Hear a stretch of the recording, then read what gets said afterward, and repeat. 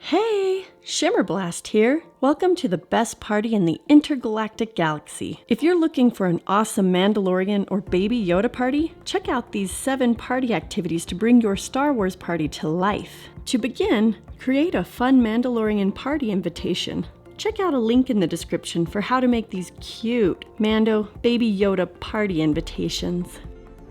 As your Mandalorian party guests arrive, they will be entrusted with a darksaber that they will wield throughout their journey as they officially become a Mandalorian.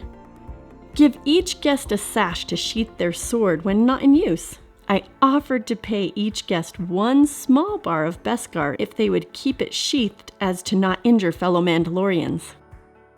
Along their journey, they will need a pouch to hold the trinkets and treasures they collect. Have the kids tie it to their sash. Hit that like button if you love The Mandalorian. Since Grogu, or Baby Yoda, is Mando's traveling partner, it is wise to always carry a Grogu traveling snack for him, or for any other traveling partners. Your young Mandalorians will earn a Signant to signify their accomplishments during their quest. I began by giving each guest the first piece of their bounty hunter droid, also known as a screw on a string, but really a bounty hunter droid. They wore this symbol with pride. At each station, I gave them another part of the Signant until the droid was complete. At competitive stations, the overall winner would receive a special gold piece to their Signant. Let the training begin! I explained that they need to protect Baby Yoda from Moff Gideon and his menacing dark troopers as they journey throughout the Star Wars world. Mandalorian are known for their expert tracking skills. They are also excellent at using any part of themselves to battle, track, and defeat enemies. In this game, your guests are tracking targets. 1 kid at a time picks a target that they want to track. They will roll a dice. The number they roll coordinates with a body part they must use to hold their darksaber with. They must stick with the cup they chose at the beginning of their turn, and then expertly stab the cup and retrieve a prize to put in their pouch. Using the knee is a huge challenge, especially if they chose a cup anywhere but in the middle. Armpit is not too difficult. Then there is the neck hold. The feet hold was pretty challenging, even for 10-year-olds. Depending on how people choose to hold their darksaber, you will get a laugh out of this game. Check out this separate video I made for how to prepare this game.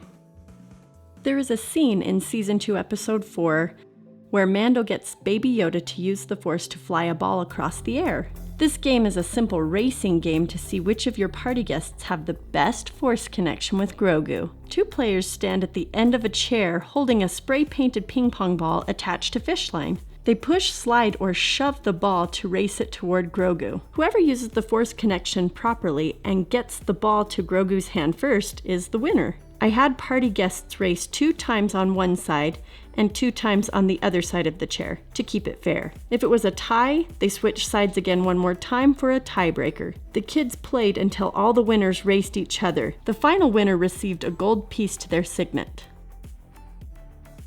Next, there's an episode of The Mandalorian where Mando helps defeat a sand dragon creature. He enters its mouth with a bunch of explosives to defeat it. Your Mandalorian trainees must launch these tomato bombs through the mouth of the sand dragon to defeat it. If the tomato splatters fly back and hit anyone, that's the dragon's acid, and people will be incinerated.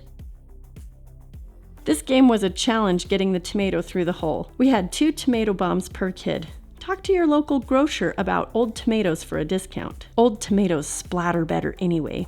We did not defeat the dragon at this party, but the kid who got closest got the special gold piece for their Signant. The kids would have enjoyed throwing the tomatoes that we overshot again and again, but it was winter and I wanted to get out of the cold. You can make this by taping a cardboard box with a hole in it onto a board. My son drew a sand dragon and we lined up the hole for its mouth with the hole on the board. The Razor Crest is Mando's ship. In this game, I explained that Mando is frequently fixing his ship due to shootouts, attacks, or rough adventures. I had mason jars filled with beans and pieces of the Razor Crest lost within. In groups of 2, these party guests had to extract each lost piece without dumping out the beans, and tape the ship back together. The first team to win got a special Signant piece for both of them. In this next game, we taught the kids how to properly use blasters and the darksaber in a game called Strike, Blaster, Block. It's similar to rock, paper, scissors. With both hands to their sides, the group says, strike, blaster, block. On the last word, opponents choose one of 3 positions. Arm in a slashing motion is strike. Up against hand formed like a gun is blaster. Strike would chop off the arm first, therefore strike wins. Strike against the arm raised straight up in a block would result in block winning. Block against blaster would give the blaster time to fire, and the blaster wins. As a group, say strike, blaster, block. Have all the players compete, then match up the top winning players to find out who is the most skilled and deserving of a special Signant piece. Stormtroopers seem to be everywhere in the Star Wars universe. They have infiltrated our Mandalorian party.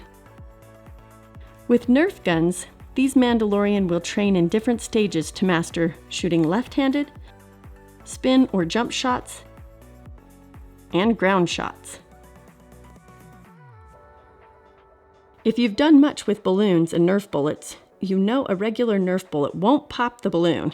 The solution is glue a small square of 80 grit sandpaper to the end of the Nerf bullets. Those bullets will definitely pop in a very safe way. No need to seriously weaponize them by putting pins through the bullets. Now, I filled my balloons the day before, and my sweet neighbor helped me draw stormtrooper faces. With all that ink and sitting overnight, they deflated slightly, making it a little more difficult to pop. Fill these up as close to the party as you can. I don't think the kids cared much. With 3 to 5 shots, they eventually popped a trooper and moved to another station. Taking out the stormtroopers was their favorite activity. We awarded them their last Signant piece for participating.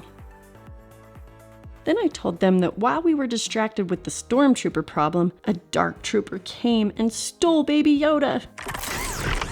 It was up to them, with their darksaber, to defeat the dark trooper Pinata. It seemed wrong to bash up Grogu, so he was safely retrieved.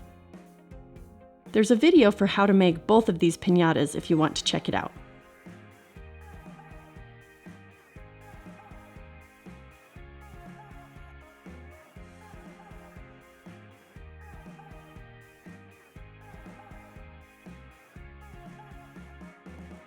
After the kids stuffed their pouches with Dark Trooper innards, I gave them their large bar of Beskar and told them they were officially trained. We did cake and presents, and had we not been on a time limit, the kids would have gone back to replay a bunch of the games. This was a 2-hour party with 10 party guests. They all had lots of fun getting into the Mandalorian theming. I will be releasing videos for how to make this awesome Star Wars wall art and the Mandalorian party favors. The pouch, the bar of Beskar, and the darksaber were really inexpensive to make. Subscribe if you want to be notified when those are available. Check out my other Star Wars birthday party video for more related party content. Thanks for watching!